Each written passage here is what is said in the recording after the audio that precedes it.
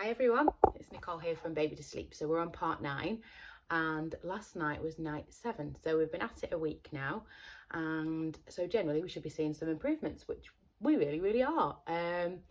So I'm going to actually start because one of the things that everybody is saying at the moment is how they appreciate my honesty, and you can't get much real than what's going on at the moment. So you might have noticed my random places for filming. So in corners and things like this. And I thought I might let you in on a little secret as to why they tend to be in little corners. So if you are a very busy mum and you've got young children, I would take a guess that your living room is probably got lots of toys in it, and maybe the sofa's got stuff on and there's just basically stuff everywhere. Maybe your kitchen's not overly tidy and things like that, and life is just busy, so things are a bit of a mess sometimes. Yeah. So this is why I'm sitting on the floor by the door rather than spending time clearing the sofa and making everything behind me look really tidy so I can actually just do a quick video. I'm actually just hiding in the tidiest place of the room, which is on the floor by the door. So yeah, that's what it is. My life is just pure chaos. So yes, I know what I'm doing, I have time to work, but this is the problem. Finding time to work does not mean that I then have time to tidy the house. So we just literally get on with life, and I'm sure most of you will be in the same position. So yeah, I thought I'd tell you that because I was talking to somebody yesterday and we were having a similar conversation. They said, oh my God, it's so refreshing to speak to somebody who actually is in the same boat as me. And I went, yeah, it's normal, isn't it? And they went, yes. I went, thank God. And let me know, is your house pristine or is your house chaotic? Anyway, on to last night. So we had progress again. And when I picked Alyssia up from nursery, she'd had 2 hours nap. And I spoke to her while we were actually getting into the car and said, so we're not going to have a night feed tonight, are we? You're not having a feed at bedtime, we're just going to have a story. And she went, yeah. I went, okay. I went, brilliant, okay. So we did a bit more reinforcing of that and we just make sure the communication was good before we actually went to bed. And we got into bed and she was absolutely fine. Now, for any of you that have got children that are adverse to having a bath at the moment, if you've got a sibling, it's a really good way to get them to have a bath. Because I scared Alyssia, I think, back in December. She used to love the shower going on, and I put the shower on and it seemed to really freak her out. And since then, she's been quite against having a bath. So I'll say, do you want a bath? No. So I no longer ask if she wants to have a bath, because that has changed from yay to no.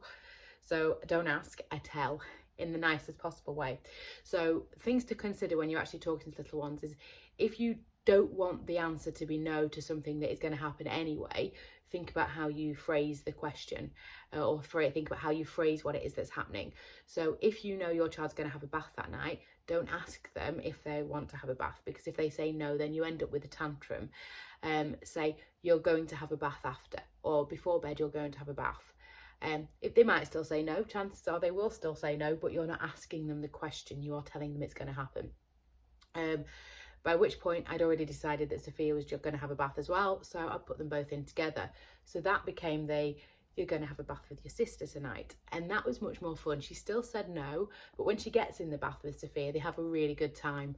But you can also say, when you get in the bath, you're going to do X, Y and Z. So it could be playing with the squeezy toy or something like that they think is really funny. They both had a really good time last night because they decided to both squirt me in the face with the with the water toy. Great fun. So I'm sitting there going, oh. Lovely face, I know. They thought it was funny. But yeah, so that's what you can always do. If you've got a sibling and you've got a little one that doesn't want to have a bath, that's going through that bath evasive phase, get them in with a sibling and just let them have some fun. Don't ask, just direct that conversation to the bath. They will be having a bath.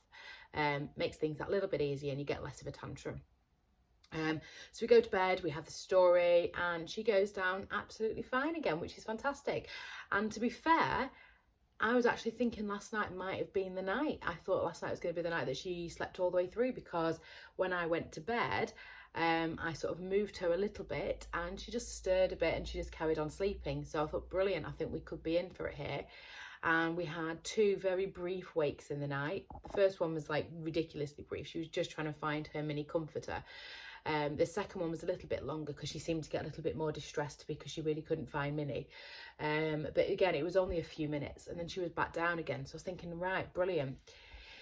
Now, that was pretty much it. And then at 5 o'clock, she was actually still asleep, but she was talking in her sleep and she was quite distressed in her sleep, which I thought was really sad, really. It was annoying as well because I woke up, she was still asleep.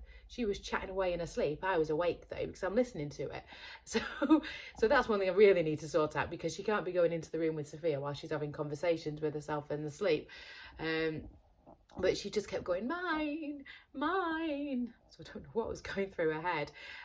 So maybe something had happened at nursery, or maybe she was thinking about when they were having the bath and they were sort of, you know, they both like to fight over the same toy, all these types of things. But yeah, she was still asleep. It was just me that was awake listening to her doing it. And eventually she was up for the day about 6, but she was still really, really tired. But I think it was just because that last bit of the night had just been quite disturbed for her. But generally, that was some really big improvements. She still wanted her morning feed, and she was quite adamant about that, but that's fine. But I think the milk supply is pretty much on its way out now, because she's there going, gone, gone, I want more. I'm like, oh, it's gone. So yeah, so I think it's actually on its way out. So it's been quite a nice way to wean off it, rather than, I know a lot of parents, a lot of mums, when they're breastfeeding and they're taking the little one off the breast, if they do it too suddenly, you can end up with engorged breasts and all these types of things because it's too sudden and your body's just not ready for it. By actually going down the stage of weaning and doing it bit by bit by bit, you're getting your body ready for the actual transition of not actually having milk to feed your baby with anymore, or toddler in our case. So by weaning, it has made a big difference. So we're down to that 1 feed in the morning now, but I don't think that's going to be there for long. But yeah, it was actually such a better night. On a funnier note, well, I say a funnier note, so we started the day, we went out to the park this morning. I took 1 nappy with me because she's not the sort of kid that normally poos when we're out. So it was really the reserve nappy, just in case. So no, she does a poo on the way to the park because we drove, because we went to meet a friend and we took the scooter. And so obviously I'm there this morning changing her pooey nappy on the front of the car seat, on the passenger seat of the car. Great fun. But I'd only took the 1 nappy because she doesn't normally poo when we're out. And if she does, she might only have 1 poo a day or something like that. So I can probably count the times on one hand how many times I've had to change a nappy when we've been out. And she is nearly 2. Not that we go to that many places because of COVID and all that, but hey. But then we went over to have something to eat and I picked her up at the high chair as we were about to leave and she'd done another mega poo. It's like, no, no. Like you do. And I hadn't took a spare nappy because obviously I'd used the spare. So that was great fun. So she had to come all the way home in the car with a big pooey nappy, and she fell asleep because we'd been too busy gabbing, like you do sometimes, because at the end of the day, life is life, and if you're having a catch up with your friends, sometimes things go a little bit over. So she fell asleep in the car with a poo in the nappy, and we had to then wake her up when we got home to change her nappy. She was not very happy about it. She was really tired, but did a quick story, so a few cuddles, popped her down, and she went to sleep absolutely fine. So it's all really, really good.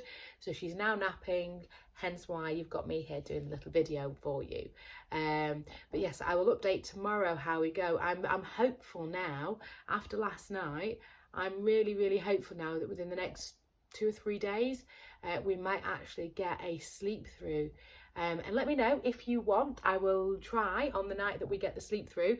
I will actually do a video with Alyssia if you want, so you can actually meet her and we'll say congratulations. Well done. So we'll see, but let me know if you want me just to kind of keep it to just me. That's absolutely fine, because you know how it is when you throw kids into the mix. But more than happy to do a video with my crazy toddler running around. It's absolutely fine.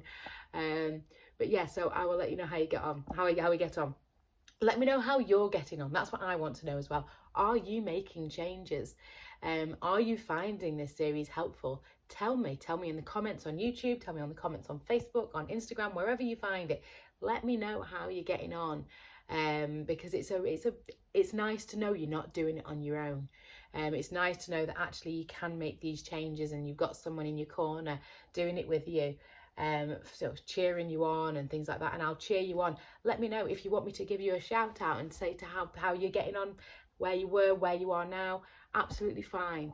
It would be amazing. I'd love to be able to help as many of you as possible on your journeys while we're going on ours as well, and after we've gone on ours, because these will stay around for ages and I'm not going anywhere. And this is my job now. This is what I've been doing for over 4 years now. And so I'm not going anywhere. So if any of you do need help with your little one's sleep, don't just sit there struggling, you know, ask me, get my help. That's what I do. This is my job, this is my career, and that's all down to my eldest, who is still a very sensitive sleeper. Hence why I have to get this right with Alyssia, because if it's not right with Alyssia, I'm going to screw things with Sophia, and I can't do that. That's the one I can't afford to get wrong. So yeah, we've got to get Alyssia right. So very interesting. But yeah, let me know how you're getting on, and I will update you all tomorrow. Sophia might decide that she wants to join on the video tomorrow. Either that or it might be in the car when they're at dancing. We'll see. I'll see you later. Bye.